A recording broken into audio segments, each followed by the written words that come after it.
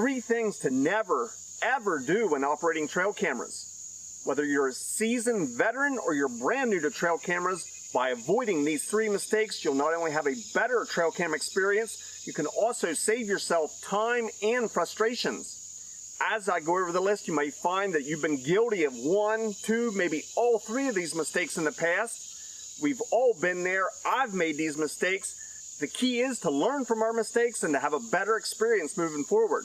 Let's get right into them. So you've hung your trail camera, you've let that trail camera operate for a day, a week, a month, maybe a year. You walk up to the camera, you're excited to see what the camera has captured, and you pull out the SD card before turning off the trail camera. This is a huge mistake. Never, ever pull out that SD card while the trail camera is still in the on position.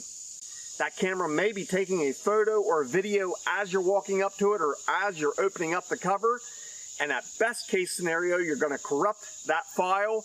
Worst case scenario, you may corrupt every file that is on that SD card. It is possible to ruin every file by removing that SD card before the camera is turned off. Now, many of us instinctively know to turn that camera off before removing the SD card, but maybe in the heat of the moment or your excitement to see what the camera has captured, you forget and remove that SD card. Simply slow down, take your time, turn that camera off before removing the SD card. As a bonus tip, if your trail camera has a 3-position on-off switch, on, off, and setup, as you walk up to the camera, switch it from the on position to the setup position and wait. Give that camera 5 or 10 seconds. If it has a screen, make sure the screen comes alive and then turn the camera to the off position. This is a great habit to get into, and it will also avoid problems with certain trail cameras. Some cameras can tolerate going from the on position, switching it directly to off, skipping straight past the setup mode, but other cameras, this can also cause issues. So take your time, switch it from the on position to the setup and then off. Again, I like to wait 5 or 10 seconds in that setup position before turning the camera off. By following this simple tip and getting in the habit of always doing that with any maker model trail camera can save you headaches in the future. Number 2 mistake to avoid, again, deals with SD cards. Never, ever take an SD card from one trail camera and put it directly into another trail camera. Now, most people already know this, but this mistake often happens because you take your SD card home, you view your photos or your videos that were on that SD card, but you never erase them or you never format that SD card. You take that card and put it into a different maker model trail camera. This can cause all kinds of issues and is a huge mistake, and you definitely want to avoid that. All cameras, whether it's a trail camera, a DSLR, a camcorder, or any other camera, when you insert the memory card and turn the camera on, it creates a file, a way to take the photos and videos and store them on that SD card. Each camera may do that a little differently, and by putting one SD card from one camera into another camera, the existing files that are already on that SD card can wreak havoc on that new trail camera. So you want to avoid this cross-contamination at all costs. Always insert a formatted SD card into your trail camera before turning the trail camera on.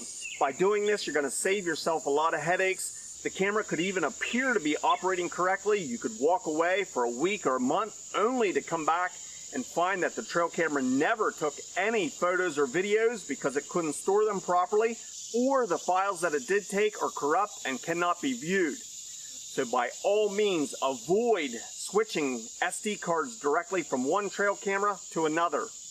The last mistake I'm going to discuss in today's video is storing your trail camera. Now, I personally use trail cameras 24/7, 365 days a year.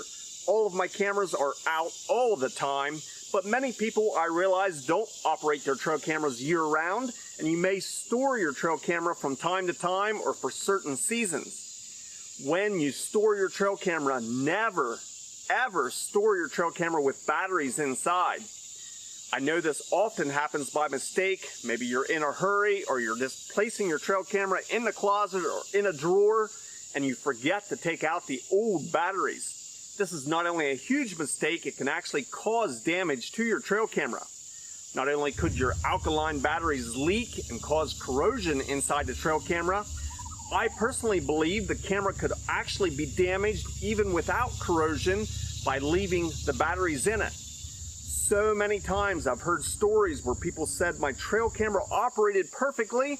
I brought it in from the field, put it away for the season.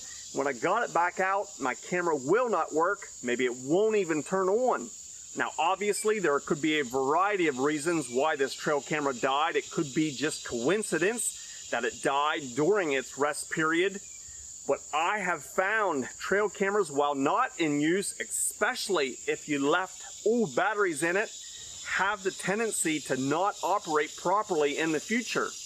Again, I have no concrete evidence of exactly what's happening on the circuit board or the internals of the trail camera, but I have seen and heard about this too often to believe that something isn't happening.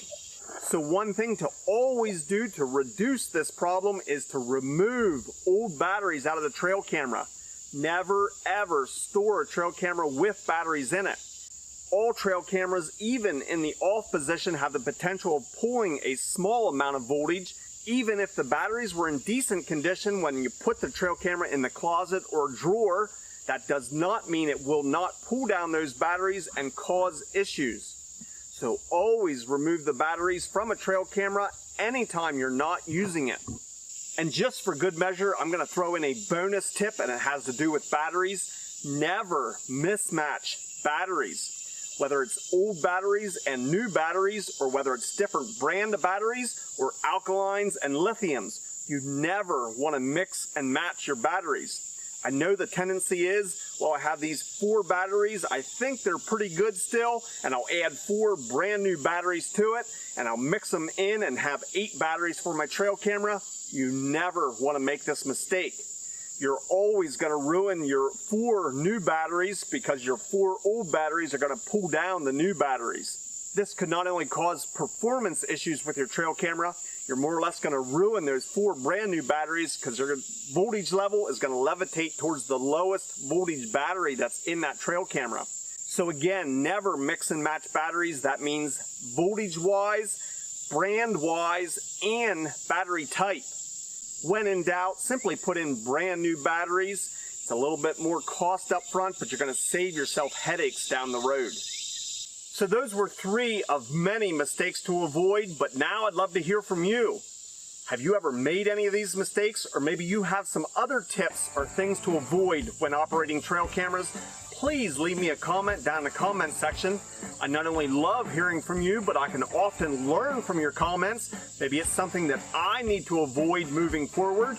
So please put your comments down in the comment section. I want to thank you for watching, and we'll see you in the next video.